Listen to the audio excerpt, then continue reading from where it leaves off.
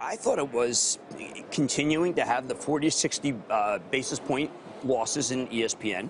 There was a very, I felt, convoluted, maybe I defer to you, but notion of how we're going to be counting ESPN in the future, so that maybe we're going to be looking at BAM Tech, maybe we're looking at some online. But in the end, I thought that there was a sense that you guys are obsessed about it, right. And they were.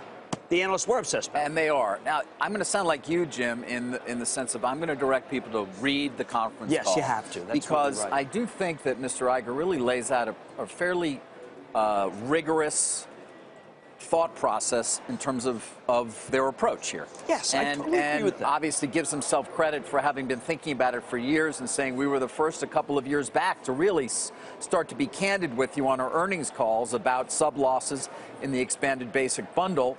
And we've been thinking about it a lot. And he does go through a lot of their strategy. You got to remember, by the way, when he refers to this direct-to-consumer product, that's an ESPN-branded product. Right. It's not ESPN as you know it now. They can't take that direct-to-consumer. Right. They have the contracts with the distributors in place right now. And he, in fact, said, listen, eventually, you know, there are no plans right now to deliver an ESPN product direct-to-consumer.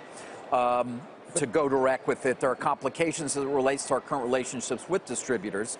But he's thinking about all of these things. Well, you have to put your provider in. An inevitability to it. Yes. Right. Yes. But you have to put your provider in before you can get it. And I think he's saying, listen, why don't we please think about new ways to examine this issue rather than just constantly going over the same territory. He also makes the point that we are on all of the new over-the-top platforms, all of, in other words, whether it's Sony View or the YouTube or the Hulu offering or Sling or DirecTV, Right. they all include ESPN, strangely enough.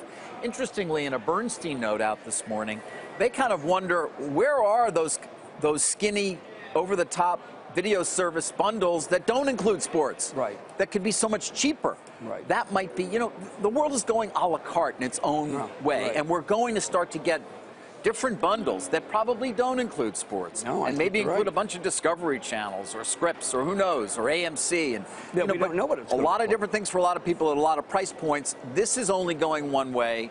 This quarter has shown cord cutting is picking up speed in terms of it occurring. And people are not necessarily just going with one of these bundles. A lot of them are just disconnecting entirely, using the broadband, Netflix, Amazon, I'm done. Right.